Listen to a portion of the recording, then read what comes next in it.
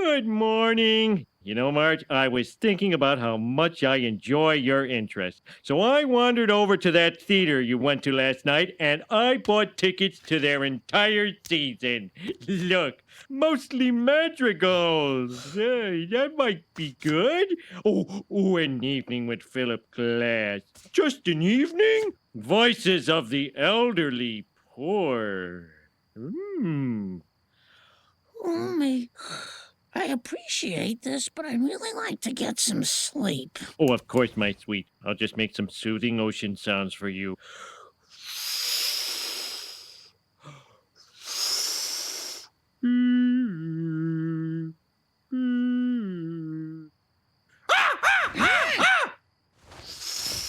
Arr, matey.